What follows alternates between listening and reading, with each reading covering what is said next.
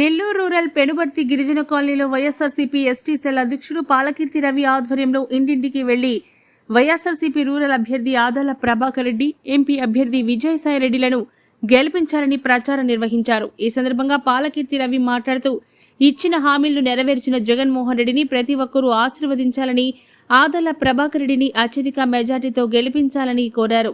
ఈ కార్యక్రమంలో స్వర్ణ జీవన్ ప్రసాద్, సర్పంచ్ వెంకటేశ్వర్లు రెడ్డి, విజయ్ కుమార్, కామాక్షి, పౌలు, రోజారాణి తదితరులు పాల్గొన్నారు. ఎందుకంటే నేను కూడా మీ గిరిజన బిడ్డనే, మీ జాతికి చెందినవాడిని, మీ కులానికి చెందినవాడిని. ఈరోజు మేము ఆదాల ప్రభాకర్ రెడ్డి గారి ఆఫీస్ నుండి రావడం జరిగింది. ఎందుకంటే మనం ఒకటే గుర్తుపెట్టుకోండి, లాస్ట్ టైము తుఫాను వచ్చినప్పుడు ఒక్క గిరిజన యానాది కులాలకి మాత్రమే కలెక్టర్ గారి ఆధ్వర్యంలో ఆదాల ప్రభాకర్ రెడ్డి గారి దగ్గర కూర్చొని తుఫాన్ బాధ్యతల దగ్గర తుఫాన్ జరిగితే యావత్ అన్ని జాతుల వారికి, అన్ని కులాల వారికి కూడా నష్టం జరిగిన కేవలం గిరిజనులకు మాత్రం ఎక్కువ నష్టం వాటిల్లింది. కాబట్టి వాళ్ళకి తుఫానికి సంబంధించి 25 కిలోల రేషను, అలాగే 2500 రూపాయల డబ్బులు, అలాగే పప్పులు, ఉప్పులు, ధాన్యాలు కూడా ఓన్లీ గిరిజనులకు మాత్రమే ఏర్పాటు చేసిన ఘనత ఆదాల ప్రభాకర్ రెడ్డి గారికి దక్కిందమ్మా. ఎందుకంటే ఆదాల ప్రభాకర్ రెడ్డి గారు ఇచ్చారు. ఈ ఒక్క విషయాన్ని గుర్తుపెట్టుకోండి, జగన్మోహన్ రెడ్డి గారు సహాయం చేయబట్టే ఆదాల ప్రభాకర్ రెడ్డి గారు మనకు అందజేశారు. ఆదాల ప్రభాకర్ రెడ్డి గారు ఏర్పాటు చేయడానికి కారణం ఈ గ్రామ సర్పంచ్ అయినటువంటి వెంకటేశ్వర రెడ్డి అని కూడా ఆయన వంతు సహాయం ఉంది ఇక్కడ. కాబట్టి మీరందరూ కూడా ఒకటే గుర్తుపెట్టుకోవాలా, రేపు రానున్న ఎన్నికల్లో ఆదాల ప్రభాకర్ రెడ్డి గారికి ఎవరైనా రుణపడి ఉన్నారంటే అది మన ఎస్టీలు అని చెప్పి నేను ఖచ్చితంగా తెలియజేస్తున్నానమ్మా. ఎందుకంటే మన బాధ్యత, మనం చేయాల్సిన పరిస్థితి ఉంది. మనం ఈరోజు మన బాధ్యత ప్రకారం మనం చేసుకుంటేనే రేపు మనకి ఇంకా మెరుగైన వసతులు వస్తాయి.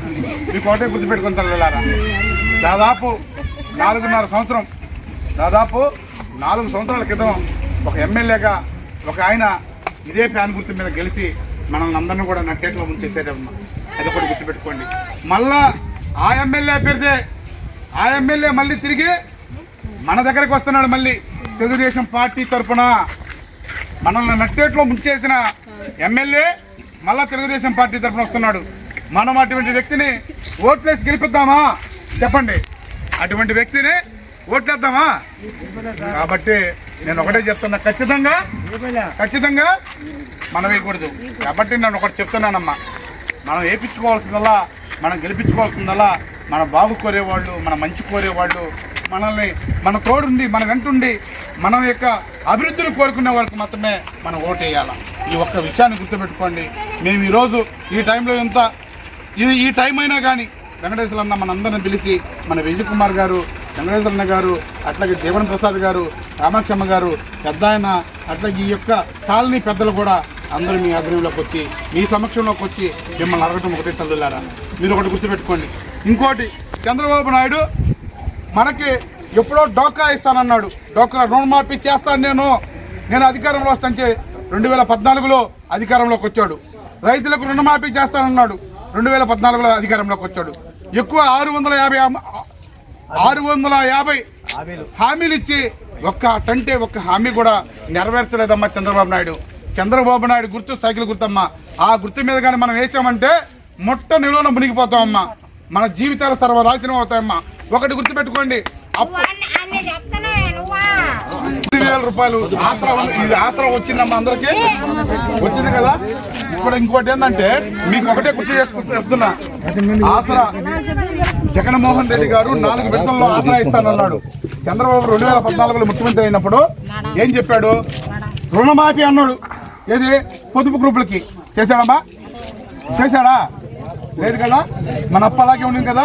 అదే జగన్మోహన్ రెడ్డి గారు వచ్చిన తర్వాత 4 విడతల్లో ఆసరా ఇస్తాను, నేను రుణమాఫీ చేస్తాను అన్నాడు. 4 విడతల్లో ఆసరా రుణమాఫీ చేశాడమ్మా. అలాగే రైతు రుణమాఫీ అన్నాడు, చేశాడమ్మా. మీ ఉన్న బంగారం అంతా తాకట్టు పెట్టండి అన్నాడు. మీ బంగారం అంతా తీసుకొచ్చి బ్యాంకుల్లో పెట్టేయండి, తేబాకండి, ఆడే ఉండండి అన్నాడు, చేశాడమ్మా. జగన్మోహన్ రెడ్డి గారు చెప్పింది చెప్పినట్టు చేస్తారమ్మా. ఈ ఒక్క విషయాన్ని గుర్తించండమ్మా. అలాగే ఆదాల ప్రభాకర్ రెడ్డి గారు మాయ మాటలు చెప్పేవాడు కాదు. మాయ మాటలు చెప్పేసి వచ్చి ఓం బుష్ డామ్ అనేవాడు కాదు. ఉన్నది ఉన్నట్టు చెప్పేవాడు. అందరిలాగట్ట కాదమ్మా. చేస్తానంటే చేస్తాడు, చేయనంటే చేయడు.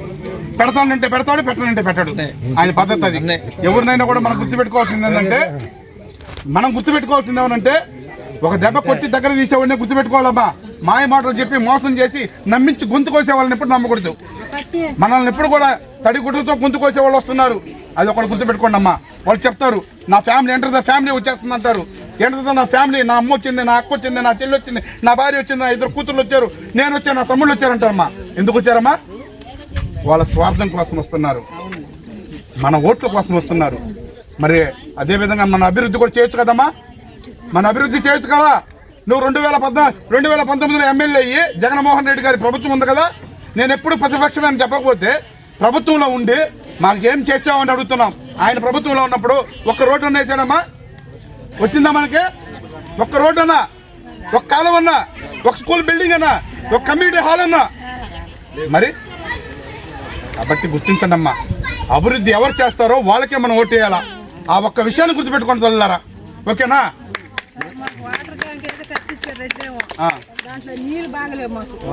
క్లీన్ చేపిస్తారమ్మా.